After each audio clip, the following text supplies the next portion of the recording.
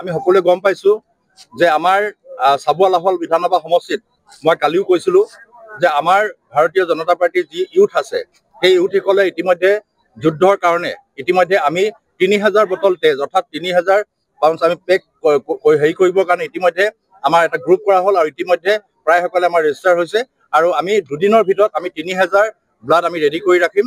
যিকোনো মুহূৰ্ততে আমি আমাৰ সেই বিপদৰ সময়ত যুদ্ধকালীন সময়ত যুদ্ধৰ সময়ত যিসকল নিৰী মানুহে হওক আমাৰ যিসকল জোৱানসকল হ'ব আঘাতপ্ৰাপ্ত হ'ব তেওঁলোকক তেজৰ যথেষ্ট সেই সময়ত দৰকাৰ হয়। সেইকাৰণে আগতীয়াকৈ আমি চাবুৱা লাহোৱাল বিধানসভা সমষ্টিৰ পৰা মই নিজে তাৰ দায়িত্ব লৈছোঁ আৰু দায়িত্ব লৈ পেলাই আমাৰ ইউথসকলক লৈ এনেকুৱা নহয় যে ভাৰতীয় জনতা পাৰ্টীৰ যুৱ মৰ্চা কাৰ্যকৰ্তাসকলেই দিব এনেকৈ নহয়। ইয়াত আমাৰ বিভিন্ন দল সংগঠনৰ বহুতে আমাৰ লগত যোগাযোগ কৰিছে।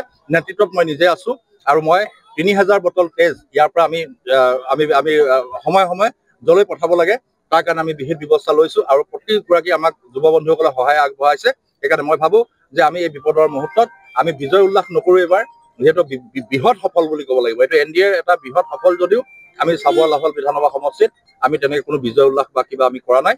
মাত্ৰ আমি ভাৰত মাতা কি জয়, বন্দে মাতৰম, আমাৰ ভাৰতীয় সৈন্য জিন্দাবাদ, ভাৰতীয় সেনা জিন্দাবাদ লৈ আমি ধ্বনি দি পেলাই আমি কিছু আমাৰ কাৰ্যকৰ্তাসকলে তেনেকৈ কৰিছে, কিন্তু তেনেকুৱা কোনো পাৰ্টিৰ বেনাৰত লৈ আমি আমাৰ বিজয় উল্লাস আমি এইবাৰ উদযাপন নকৰোঁ। সফল বুলি ক'ব লাগিব যিহেতু ভাৰতীয় জনতা পাৰ্টীৰ নেতৃত্বাধীন NDA ইতিমধ্যে মই গোটেই সমগ্ৰ অসমৰ কথা নকওঁ, যিহেতু মই চাবুৱা লাহোৱাল বিধানসভা সমষ্টিৰ বিধায়ক হিচাপে আমাৰ চাবুৱা লাহোৱাল বিধানসভা সমষ্টিত NDAৰ বৃহৎ সাফল্য হৈছে, কংগ্ৰেছ একেবাৰে শূন্য হৈছে। এই মুহূৰ্তলৈকে আমাৰ হাতলৈ যি খবৰ আহিছে আমি প্ৰায় 70% ৰিজাল্ট আমাৰ আউট হৈছে। এই 70% যি ৰিজাল্টত আমি এটা ৱাৰ্ডো তেওঁলোকৰ সমৰ্থিত প্ৰাৰ্থীসকলক জয়লাভ কৰা দেখা নাই। আৰু ইতিমধ্যে আমাৰ যিসকল জিলা পৰিষদ আছিলে NDAৰ প্ৰায় 4টা জিলা পৰিষদ আছিলে, প্ৰায় 4টা জিলা পৰিষদৰ 2টা ইতিমধ্যে এটা আগতে আনকণ্টেষ্টত জিকিছে, বাকী 3টাত বহুত ভোটত আগবাঢ়ি আছে। সেয়ে মই ভাবোঁ যে NDAৰ আমাৰ 4জন যি জিলা পৰিষদ আছিল তেওঁলোকে বৃহৎ এটা সাফল্যৰ দিশে আগবাঢ়িছে। আঞ্চলিক পঞ্চায়তৰ সদস্যসকল আমাৰ আছিলে 18টা আছিলে, যে চিম্বলিক হৈছিলে, যিটো নিৰ্বাচন চিম্বলিক হৈছিলে, প্ৰতীকত হৈছিলে। তাত আমি ইতিমধ্যে প্ৰায়কেইখনতে ভাৰতীয় জনতা পাৰ্টীৰ যিসকল আমি 11টা দিছিলোঁ আমাৰ ফালৰ পৰা, আৰু 11টাত ইতিমধ্যে 11টাই বৃহৎ অগ্ৰগতি লাভ কৰিছে আৰু প্ৰায় সংখ্যক ইতিমধ্যে জয়লাভ কৰিছে। অসম গণ পৰিষদক আমি 7খন আসন দিছিলোঁ। তাৰে দুৰ্ভাগ্যৰ কথা যে এখন আসনত কংগ্ৰেছ নহয়, এখন আসনত ৰমাই গাঁও পঞ্চায়তত এজন নিৰ্দলীয় প্ৰাৰ্থী হিচাপে আগতে ভাৰতীয় জনতা পাৰ্টীতে আছিল, তেখেতে বিচাৰিছিল, আমি তেখেতক হাক দিছিলোঁ যে এইবাৰ যিহেতু মিত্ৰতা আমি স্থাপন কৰিছোঁ, আৰু সেইজনে হঠাৎ তেওঁ নিৰ্বাচন অৱতীৰ্ণ হ'ল। আমি শেহতীয়াকৈ একত গম পালোঁ যে তেখেতে নিৰ্বাচন অৱতীৰ্ণ হৈছে আৰু এতিয়া গম পাইছোঁ যে তেখেত বিজয়ী হৈছে। আৰু এই ধৰণে প্ৰায় অসম গণ পৰিষদৰ এটা খুব ভাল ফলাফল দেখাবলৈ সক্ষম হৈছে। আৰু ভাৰতীয় জনতা পাৰ্টী আৰু অসম গণ পৰিষদৰ যি মিত্ৰজোঁটে চাবুৱাত এইবাৰ যথেষ্ট সহায় পাবলৈ সক্ষম হৈছে। আৰু ইতিমধ্যে আমি প্ৰায় 18খন গাঁও পঞ্চায়তৰ ভিতৰত প্ৰায় আপোনালোকক জনাবলৈ পাই সুখী হৈছোঁ যে ভাৰতীয় জনতা পাৰ্টীৰ সমৰ্থিত প্ৰায় 16খন পঞ্চায়ততে আমি বৰ্তমান অগ্ৰগতি লাভ কৰি আছোঁ। আৰু আশা কৰিছোঁ যে আমি যি আমাৰ পঞ্চায়তৰ যি ৱাৰ্ডৰ যিটো নিৰ্বাচন হয় ইণ্ডিপেণ্ডেণ্টভাৱে হৈছে, নিৰ্দলীয়ভাৱে হৈছে যদিও আমাৰ সমৰ্থিত প্ৰাৰ্থীসকলে বৃহৎ সফল দেখাবলৈ ইতিমধ্যে সমৰ্থ হৈছে। ইয়াত চাওক, আপোনালোকে এটা কথাই আপুনি ক'ব পাৰে যে মোদী হাইতো মুমকিন হাই, মোদী থাকিলে সকলো সম্ভৱ।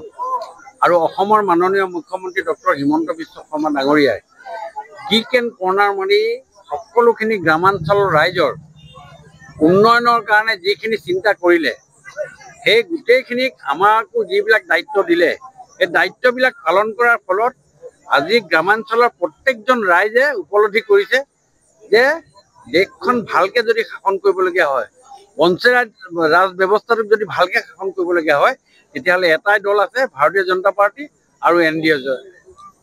সেইকাৰণে আজি আপোনালোকে যিটো ৰিজাল্ট পালে, যিটো প্ৰতিফলিত হ'ল, আৰু বিৰোধীয়েও তেওঁলোকে বশ্যতা স্বীকাৰ কৰিলে আজি 3 মাহৰ আগতেই। তেওঁলোকেও বুজিলে যে ইয়াত আৰু আপোনাৰ হাতীৰ গালে তৰা ফৰমুঠি মাৰি লাভ নাই। আৰু সেই গোটেই কথাটো আগত ৰাখি আজি যি ৰিজাল্ট হৈছে, সেই ৰিজাল্টে আমাৰ চৰকাৰখনৰ প্ৰতি থকা ৰাইজৰ আশ্বাস আৰু বিশ্বাস যে আছে, সেই কথাটো সম্পূৰ্ণৰূপে প্ৰমাণ কৰি দিছে। আজি আপুনি মোৰ সমষ্টিটো আপুনি ভাবি চাওক, মোৰ সমষ্টিটো হ'ল সাব আৰ্বান এৰিয়া, আধা টাউন আধা গ্ৰামাঞ্চল, কিন্তু সেই অঞ্চলতো আজিৰ ডেটত আপোনাৰ 2টা জিলা পৰিষদ সম্পূৰ্ণৰূপে চুইপ কৰিছে। 7টা AP মেম্বাৰ সম্পূৰ্ণৰূপে চুইপ কৰিছে আৰু 70টা মেম্বাৰৰ এটা মেম্বাৰ দৰবত তিয়াই পানী খাবলৈও এটা মেম্বাৰো অন্য দলৰ কোনো জিকা নাই। গোটেইখিনি ভাৰতীয় জনতা পাৰ্টিৰ সপক্ষে আহিছে। ইয়াৰ কাৰণ এটাই, সেইটোৱে হ'ল মোদী হাইতো মুমকিন হাই আৰু হিমন্ত বিশ্ব শৰ্মা ডাঙৰীয়াৰ বিচক্ষণতা আৰু কিক এণ্ড কৰ্নাৰ মাৰি ৰাইজৰ সেৱাত আগবঢ়াই লৈ যোৱাৰ ক্ষেত্ৰত যি ব্যৱস্থা, সেই ব্যৱস্থাই প্ৰতিফলিত হৈছে।